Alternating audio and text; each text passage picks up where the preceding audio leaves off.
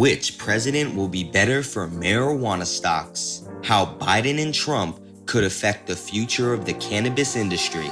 On November 3rd, there will be big changes to the cannabis industry.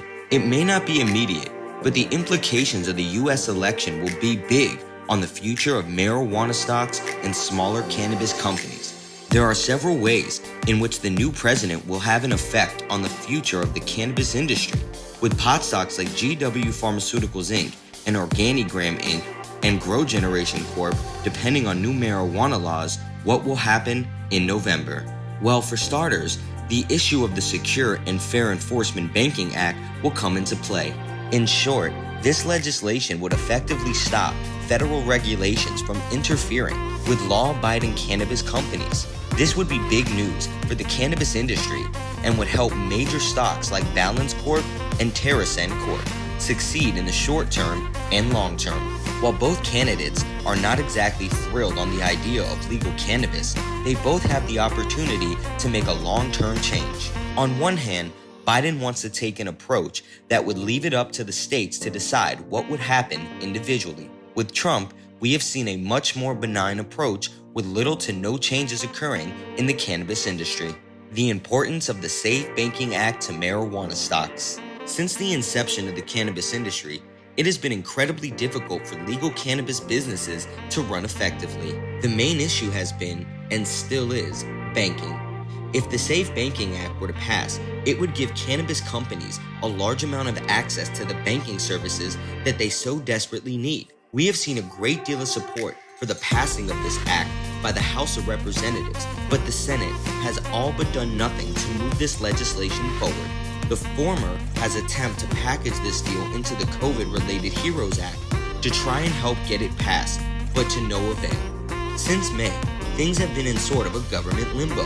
This legislation is extremely important to the functions of day-to-day businesses with both small cannabis businesses and major marijuana stocks.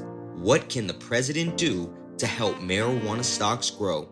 One of the issues that the current banking system has caused is that cannabis companies do not have access to traditional financial services. This includes getting loans or having access to credit. These two methods are extremely important to seeing businesses grow in both the short and long term. In addition, despite cannabis becoming essential during the pandemic, cannabis companies have not had any access to federal financial relief. This means that these companies have had to weather COVID-related market uncertainty on their own. The American Banking Association stated recently that it takes no position on the moral issues raised by legalizing marijuana. The time has come for Congress and the regulatory agencies to provide greater legal clarity to banks operating in the states where marijuana has been legalized for medical or adult use. Which president is more in favor of the cannabis industry? In 2020, we have seen what 4 years under Trump looked like for the cannabis industry.